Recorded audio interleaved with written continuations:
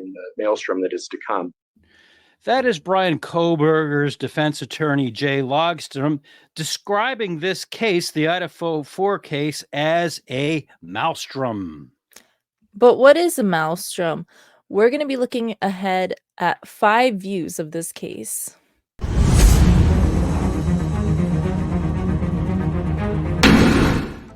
So, if you're watching this, you probably know that this case has everyone on the edge of their seats. We are going to be looking at this status conference and what happened during it. I'm Lainey Law.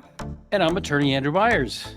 So, Andrew, what was the purpose of this status conference and what kind of analysis are we going to be doing today? Well, the funny thing is that a lot of people look back, what happened with Bethany, what happened with Dylan, what happened, drive around and take a look at all the buildings. And I'm not saying that none of that is important, but there had been a status conference. And rather than looking back at all of that, I'd like to look ahead at, I have 5 views of what may be ahead in this case. And the first thing was that Jay Logstrom did say that the case had become a maelstrom. What is a maelstrom? I'm glad you asked. There are a couple of definitions. One is that it's a violent or turbulent situation, especially out at sea. Edgar Allan Poe notoriously wrote a horrible, long story poem about descent into the maelstrom. And I think Mr. Logstrom also had read that, and he feels that this case is becoming a maelstrom. It also is more euphemistically referred to with that word as a whirlpool of extraordinary size or violence, or a situation that's like that. And Logstrom was talking about how there could be appeals, interlocutory appeals. That's one of the things that has been ruled upon now, that the court, despite 2 attempts to take an interlocutory appeal up to the Idaho Supreme Court, the judge has said no. Mr. Logstrom said, well, you know what?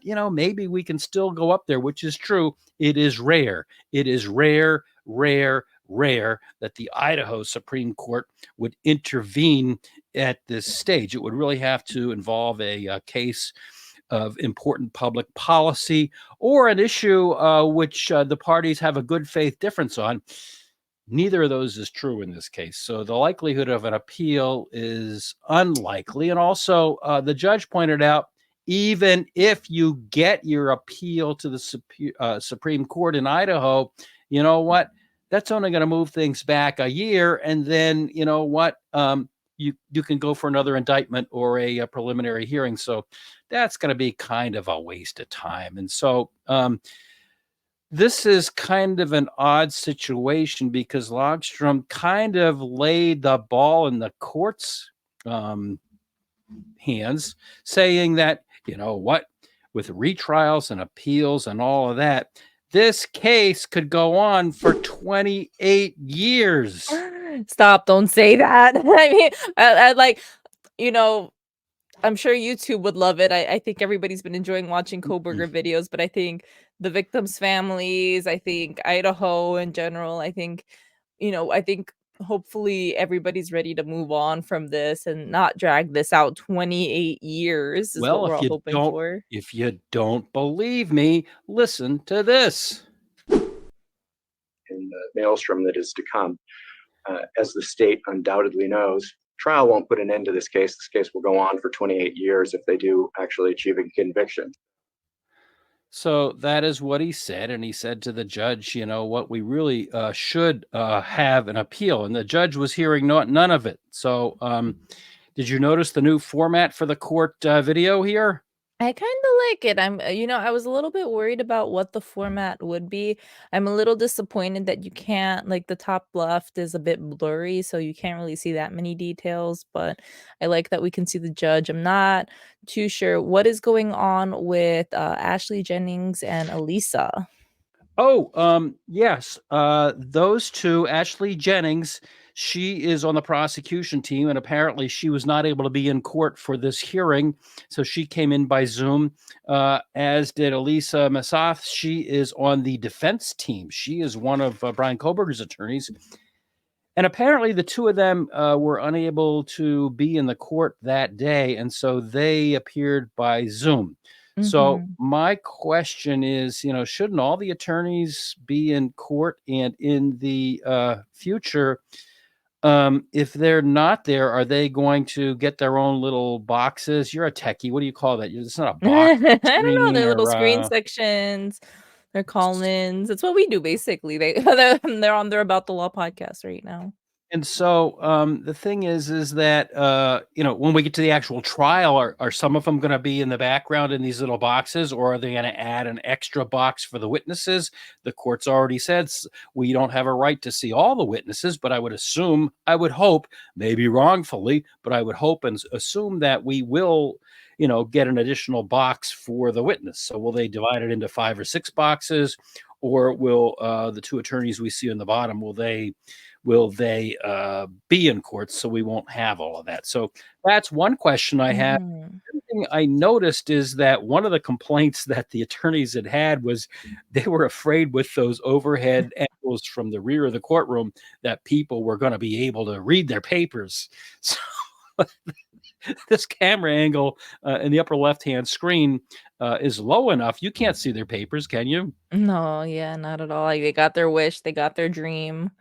And that's, one of the things that I'm kind of curious too. I'm not really sure where they would bring the witnesses through, but I'm wondering if the camera is set up the way that it is, because if you see there's kind of a door on the left, and I'm wondering if they do have the witnesses, if they wouldn't necessarily be visible and they would try to kind of sneak them in a way that they're not visible, but that we would still be able to hear their voices. That's what I'm I curious about. Yeah, that's a good question. I don't know. There's another door in the front of the courtroom, and I think that they would probably bring them in there. I don't know, but Mhm. this hearing was approximately an hour. I didn't see anybody coming in or going out. I saw a couple of bailiffs. There were 2 bailiffs in the back of the room. They were just standing there, and I think that kept people in. I mean, an hour, not a problem, but for a trial that's going to last all day, that potentially could be a problem. So that's what Logstrom was talking about, that if there is an appeal and if things go to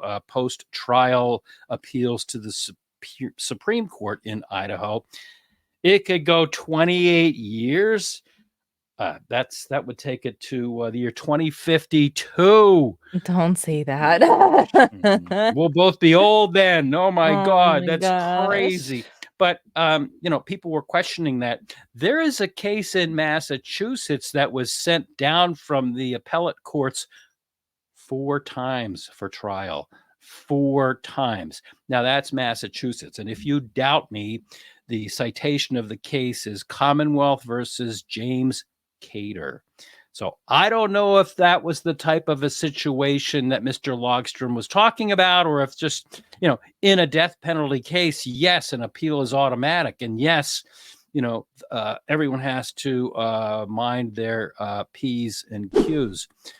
So one of the things that Ann Taylor said was she has received 51 terabytes of information in this case. That is a lot. You're a techie. That's a lot, isn't it? Yeah, and I mean, for some context, for people watching these videos, you see like an hour-long YouTube video.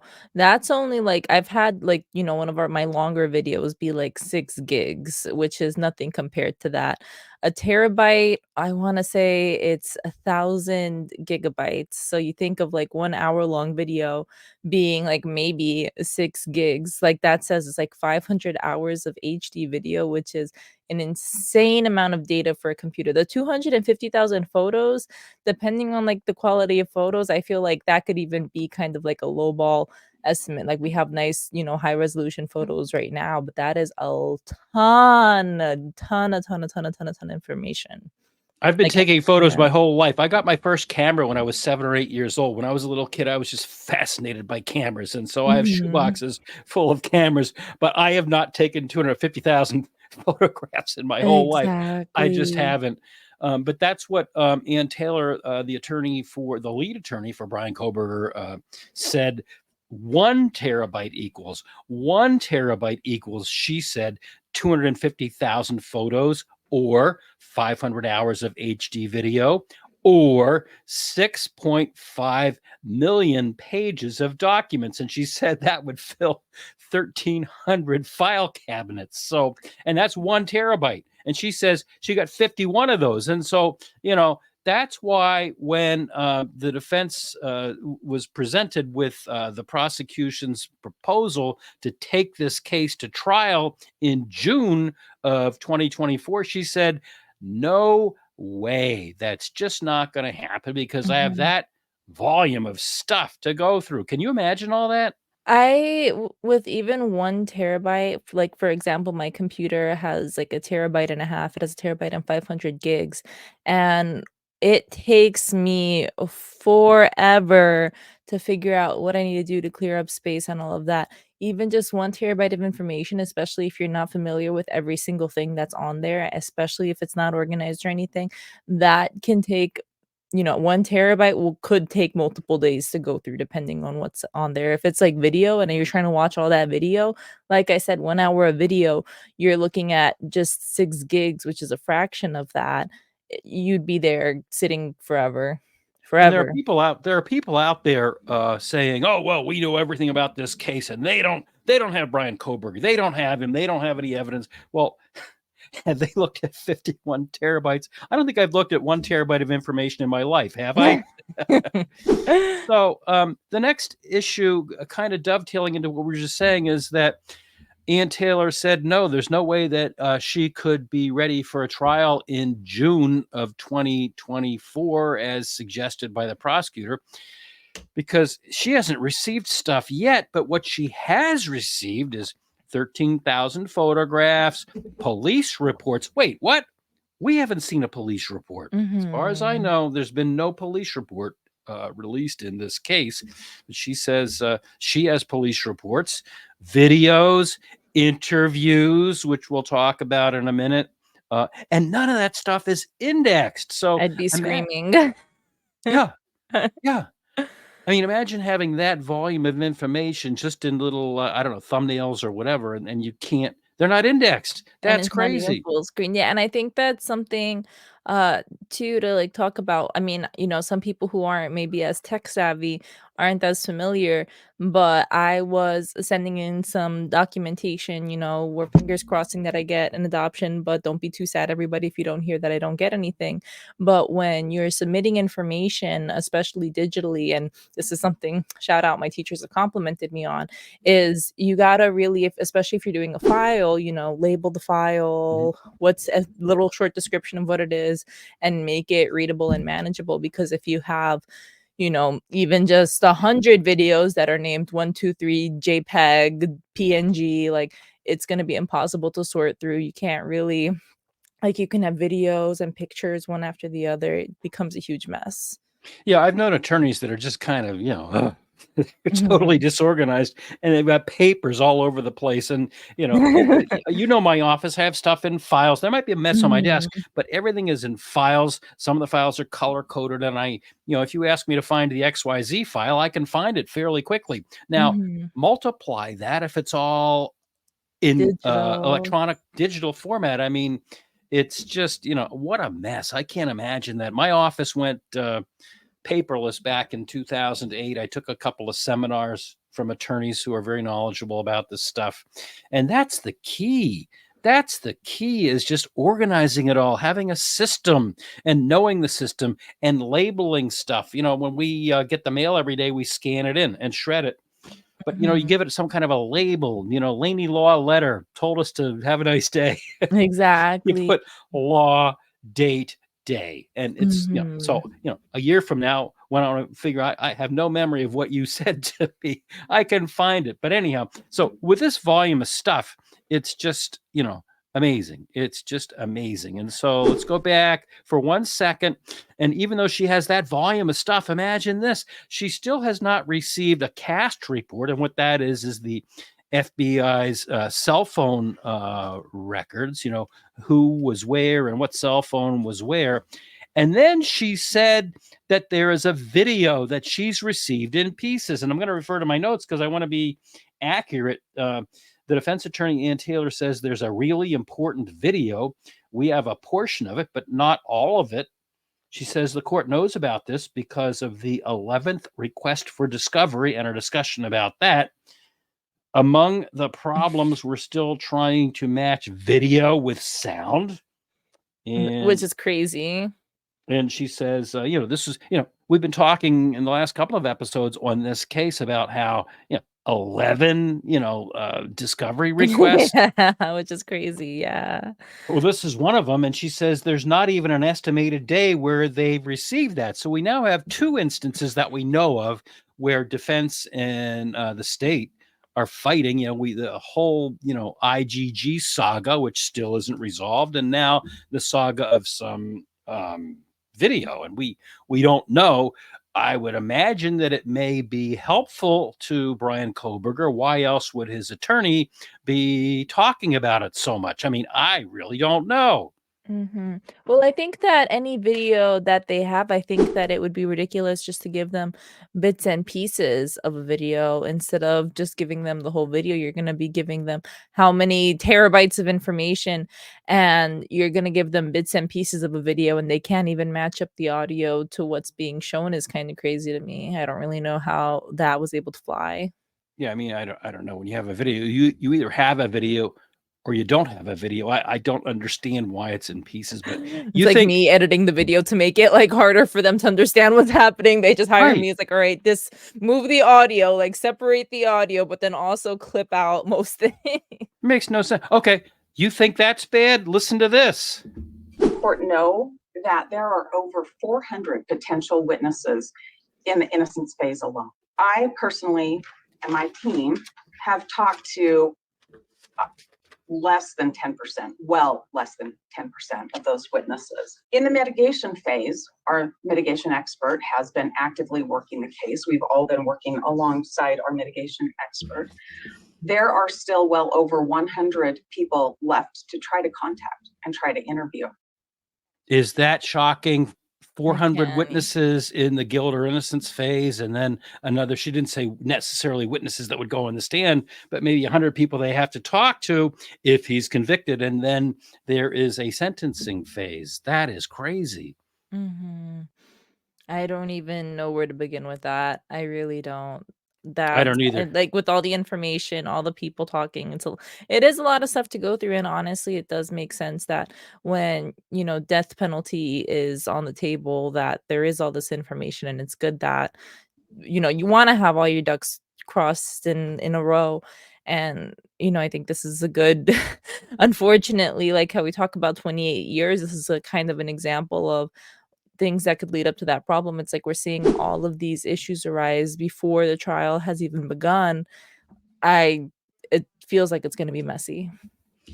So the context of all of that was that again, the prosecution had said, we're ready for trial. We can do a trial. It's got to be in the summer, though, because the high school's across the street, and there's a lot of people, and this is a small town, and during the year the college has a lot of events, and they take up all the hotel rooms, so it's got to be done in the summertime. I mean, we're paying deference to the high school and the school, and it almost seems like this trial is, I don't want to say a lower priority, but the school and the high school and the university just seem to be dictating what's going on in this case. So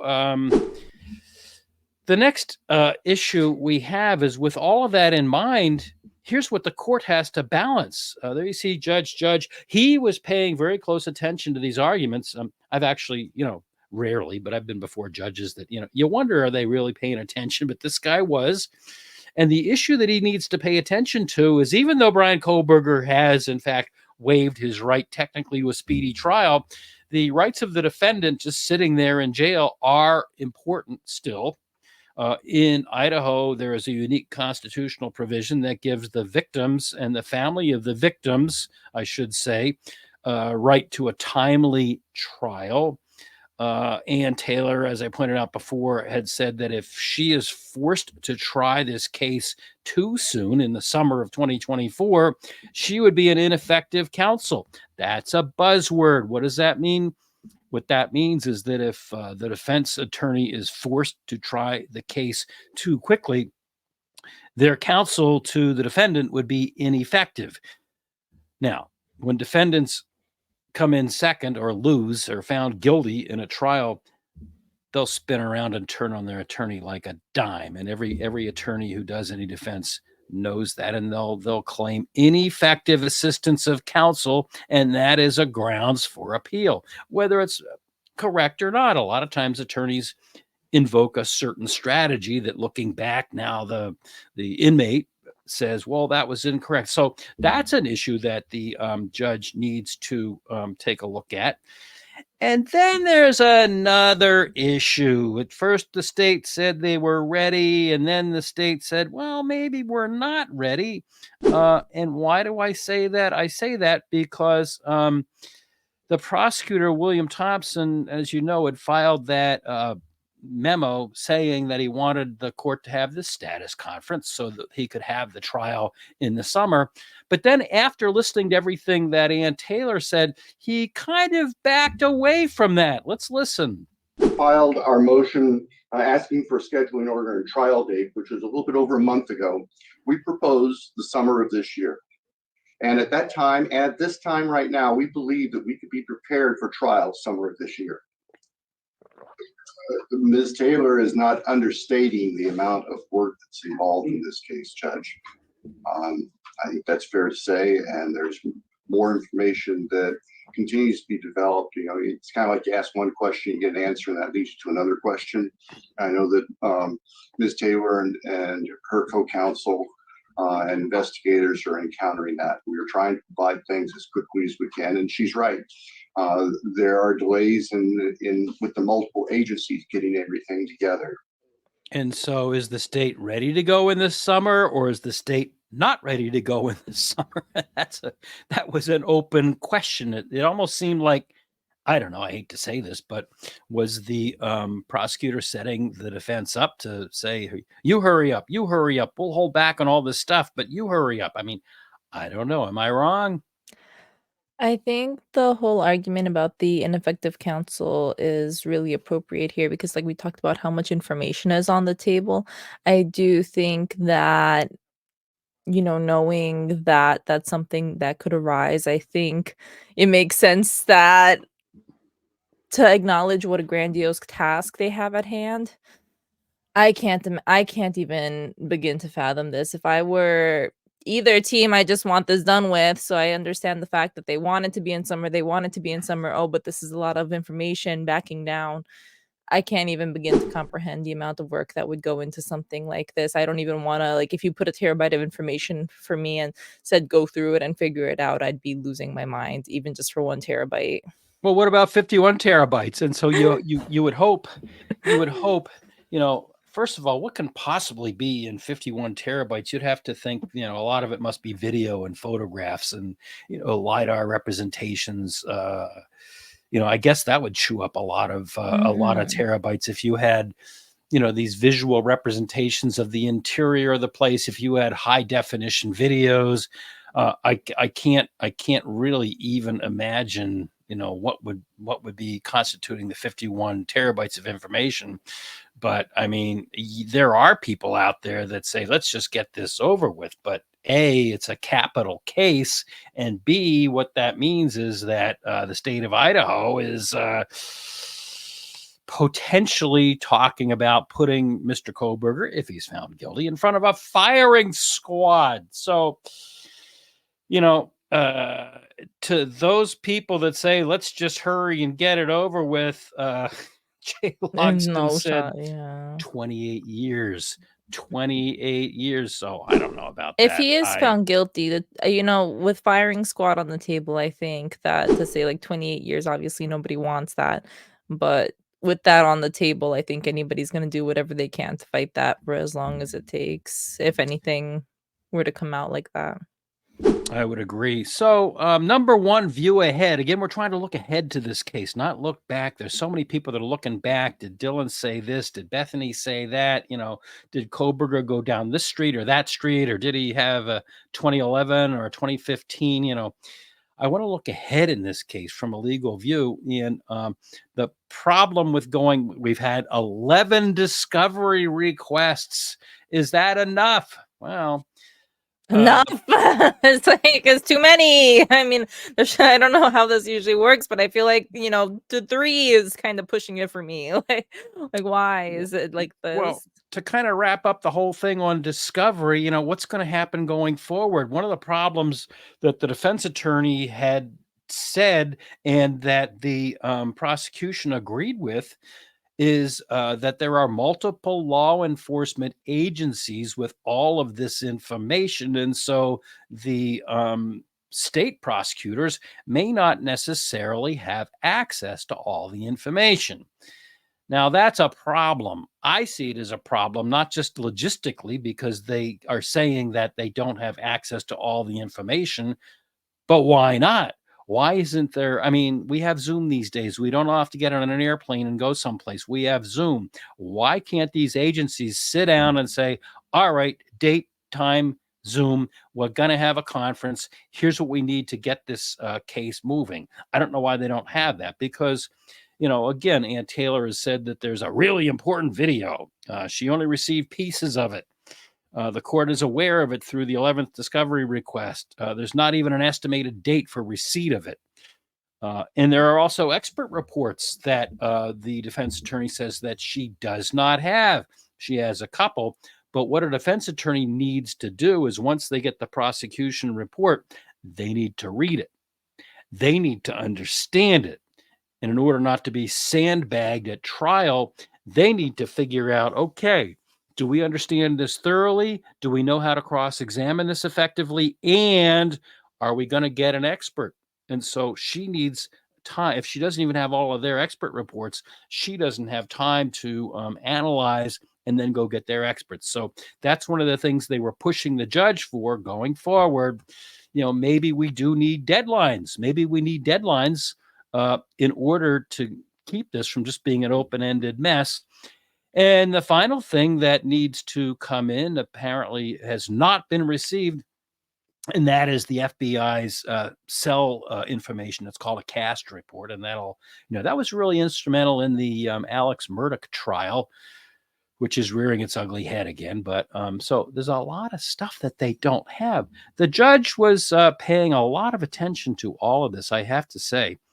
And in the end, he, said, "Gosh, good grief, this is kind of a lot." And here's what he said to all of this. Whole another year after this summer. I mean, can I help everybody by having tighter deadlines to make things happen faster so that we can get this trial sooner? Yeah, so what he was referring to is that Ann Taylor said the earliest she could possibly get this case tried would be March of 2025. March I of get 2020. it. I get it. I And was even thinking that, yeah. And the prosecutor was saying, well, no, we can't do it in March because of school. The school is in session. And so the earliest we think it could be done would be in June of 2025. To which, the judge just shook his head and made that statement. We just said, isn't there anything else we can do? And then someone suggested, well, what about over Christmas vacation? Well, wait a minute. The prosecution has said that this is going to be a 6-week trial. Get this. Ann Taylor says, no, we think it's a 12 to 15 week trial. Mhm. That's 3 or 4 months. That's 3 or 4 months. So the last time I checked, Christmas vacation is not, 3 or 4 months. Yeah. And well, Uh, even the summer too. I mean, when you're thinking about everything that needs to go through, because I was even having the same thought where it's like for every terabyte of information, you're gonna need like a week to go through that, especially if you're trying to take notes, especially if you're trying to organize and categorize and do all of that stuff. I don't think anybody wants to see this case have to wait until summer of next year, May of next year. But I don't know if it's feasibly humanly possible to be going through all that information before this upcoming June. I would give each terabyte a week and a week. yeah, a week for a terabyte. If I was trying to do like some type of analysis, I could be going at it for like 5 hours a day and maybe get what I want 5 to 8 hours a day after like a week for a terabyte of information, because that's video. So it's like I talked about before, for 6 gigabytes of information, that you're already looking at like an hour of a video. If you're watching an hour long video, you're going to want to be pausing, you're going to want to be taking notes. Maybe you're watching it on double time speed, but that's still a half hour with pauses is back to an hour. It's an absurd amount of information, and they still need to talk to witnesses and all of that stuff. We don't want to wait for this case, but I don't really know logistically how it's possible to happen in summer with all this information out. Now, I've been following comments, and I've seen that, people have said, it's normal for cases to go a couple of years. And I do know that. I have seen other cases go. The Murdoch trial happened fairly quickly, 18 months. But a lot of times, cases such as this do take a great deal of time for just those reasons. Now, this case apparently is somewhat complicated. I've seen some commenters say, "Oh, well, it's just a standard murder case. It's just, I actually saw one attorney say, it's just when you get past all of the issues that we've all heard about, it's just a standard run-of-the-mill murder case." Others have said this case is so complicated. What is a standard run-of-the-mill murder case? Well, murder is run-of-the-mill. That's crazy. It's a sad commentary on our society that there are so many cases, not necessarily of this nature, but who knows what is behind the scenes. We've now gotten a glimpse into what's been going on behind the scenes, but we really don't have a deep knowledge. Remember that the motion hearing and the status conference were a public portion of a hearing that had, like many other hearings, been closed. We now find there was some kind of a hearing back on January 3rd that nobody was privy to. Nobody was privy to a very large portion of arguments with Mr. Kohberger in the room on this case the day of the hearing that we just saw parts of. So we don't know. We do not know. And, Mr. Kohberger, of all people, is not jumping up and down and yelling and screaming and say, "I want a trial quickly. I want to get out of here." He's not saying that, is he? No, I mean, nobody's going to do that with firing squad on the line. I understand. Like, I don't know. From my perspective, obviously, I'm not on trial for murder. So it seems like we would want this done really quickly. But at the same time, when you think about it, it's just like if your life is on the line, you're going to do anything to fight for it, Yeah, absolutely. No matter what's happened, no matter who you are, where you are, you're facing this kind of charges. And I don't know. I really don't know what inferences we can draw from the fact that rather than saying, "Let's push this, I want to get out of here," the attorney, apparently with Mr. Kohberger's consent, is, saying, "Let's pump the brakes on this." And I've read that the defense attorneys and the team, there's a whole team, and Mr. Kohberger meet regularly. They meet, if not every couple of days, at least once a week, and they go over some of these papers. I mean, there's got to be a ton of material. And so he himself is going through some of it. And, this is the time for us to point out that we do not feel that we are capable of saying that, anybody is guilty and or that anybody is innocent. We have a duty to respect the constitutional right of, a presumption of innocence. There are people out there saying he's guilty. There are people out there saying he's innocent. I remember we got a comment one time calling us Kohberger lovers. I don't think just because we're analyzing facts doesn't mean that we're siding with one side or another. A lot of legal issues and procedural issues were raised in the hearing we're talking about, and there are a lot of looking ahead. There are a lot of things to figure out in this case, and we just, we don't know. So yeah, there have been a lot of comments about this case, good, bad, none are indifferent. I got a crazy comment. I've got to shift gears for a minute and tell you about something that has happened, and we didn't discuss this before we turned the StreamYard on, but I've been getting these crazy emails for like a few weeks. I've been getting these crazy emails, and they go into. I've been ignoring them. They go into incredible detail, and they have my personal email. They go into incredible detail on the conspiracy end of this. And again, we're a legal channel. We like to focus on what's going on the legal side of it. But this person keeps sending me, it goes way deep into Demetrius and Emma and the former roommate and drugs and the cartel. And it just, at one point I said, okay, if you can get me a credible person to come onto this podcast and talk to me, we'll do it. Well, Mr. Myers, you have to do your research. Yeah. Okay. All right. I've done an awful lot of research in this case, and I'm not gonna, all right. So bend now for half facts. So for the next chapter of this, I'm gonna raise a little game with you. Did you ever hear? There's a radio station. I forget which one it is, but it's in our area, and they have a little feature on the radio called "Who's the Douchebag?" Did you ever hear that? What they do is people that have little disputes. Forget about small claims court. Forget about all that. They have people that have disputes, like they've gone into a store and something was defective, and they yell at the store, and then the store yells back at them. So they call this radio station, and they tell the radio station all about this dispute that they've had. They might have thrown a temper tantrum, or the other person threw a temper tantrum, and they ask this host and his co-host, who's the douchebag? And so the radio station tells them which one is. So all right, so the final chapter of this is I was in the gym the other day, and I have my cell phone like the old-fashioned pager. I have it all set up so that if I get a call, I get a little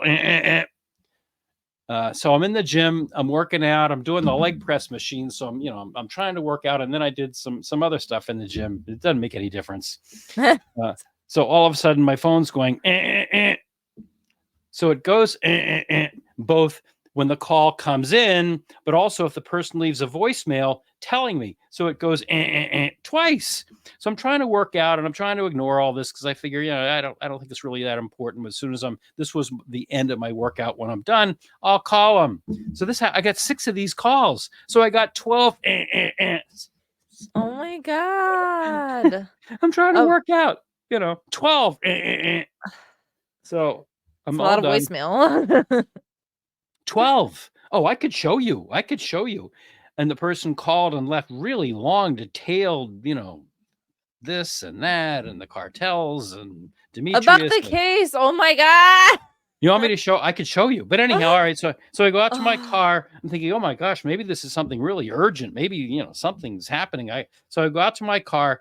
And that's what it was. It was this person telling me all about, this stuff. So we need to forward Ann Taylor's information, or even, I don't know, the prosecutor, whoever, because we're not doing anything with peace and love. We're glad that you guys cared that much. Believe Andrew's phone alone. Here they are. There's 6 of them. There's 6 of them. My gosh. There's 6 of them. And I'll just show you.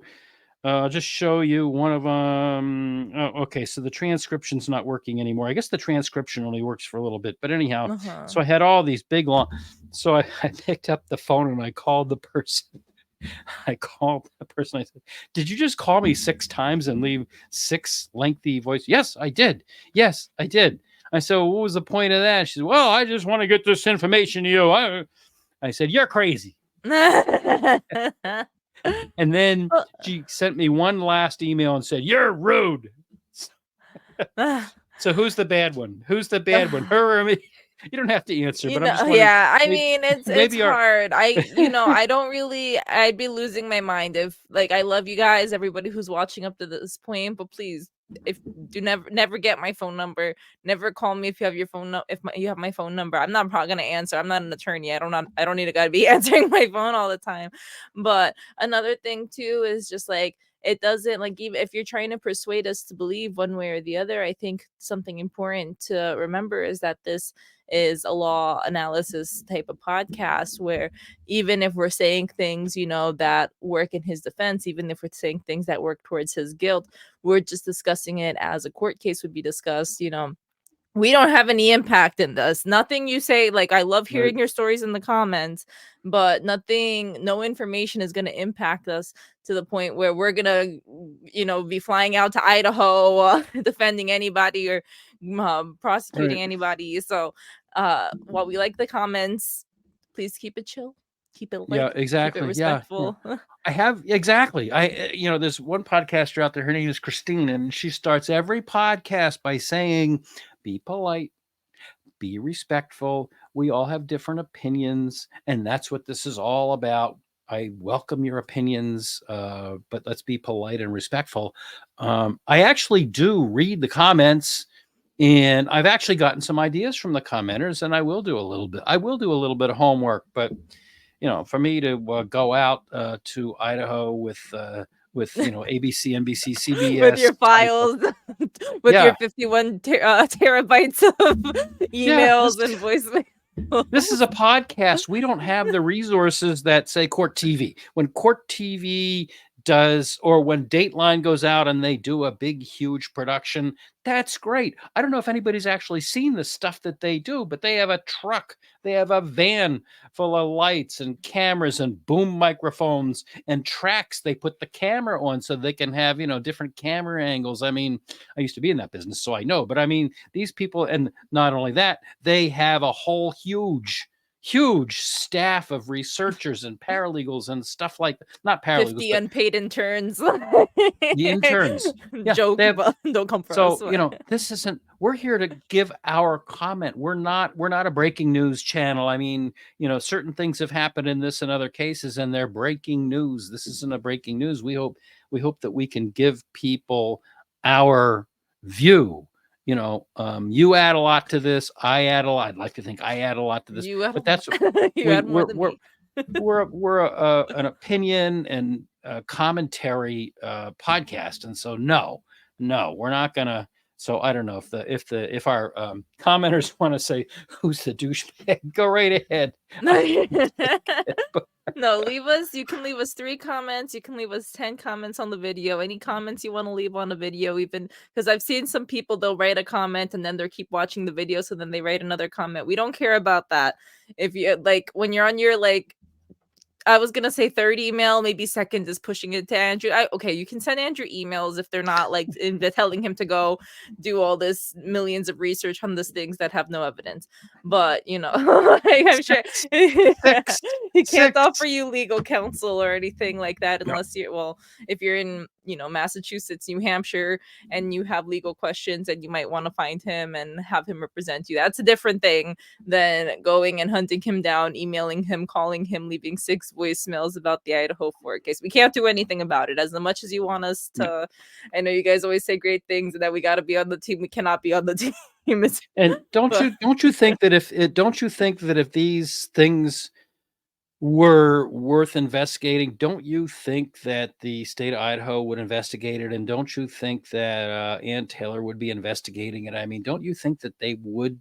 And I mean, if I'm getting all this information, they're getting all this information. At one point, Attorney Thompson had said that there was a tip line with 9,000 tips when they shut it down. To take a look. So the 9,000 tips, you don't think that some of that was this type of material that I got? But anyhow, all right. I digress. That's my closing thought. Do you have any?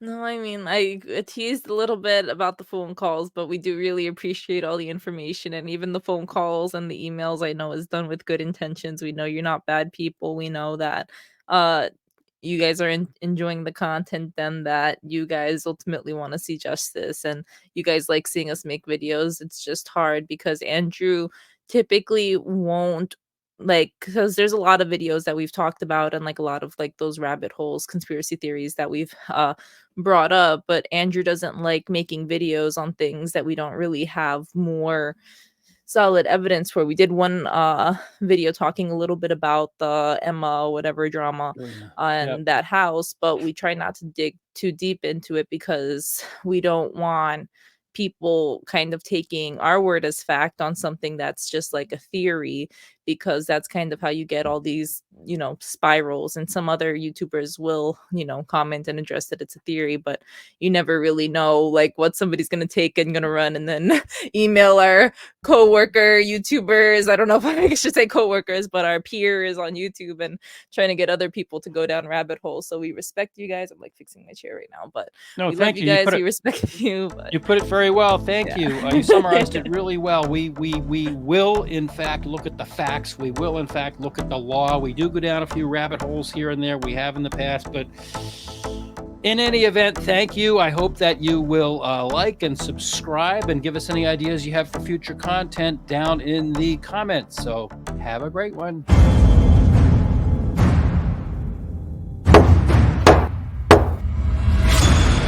You have been watching About the Law, a production of the law offices of Andrew D. Myers in Methuen in the Merrimack Valley of Massachusetts and in Derry, just outside of Manchester, New Hampshire.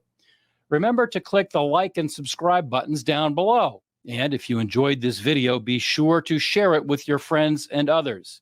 If you'd like to talk to me about an injury case, a car accident, a slip and fall, a serious bodily injury case, or some other case, please feel free to contact me. I'd love to talk to you. You can contact us through my website at attorney-myers.com. We have a contact us block, or you can call on one of the telephone numbers we've given there, or you can email me at andrew@attorney-myers.com. The foregoing is offered for informational purposes only. It is not intended as and does not constitute legal advice. Laws vary widely from state to state. You should rely only on the advice given to you during a personal consultation by a local attorney thoroughly familiar with state laws and the area of practice in which your concern lies. This podcast must be and hereby is labeled advertisement in some jurisdictions.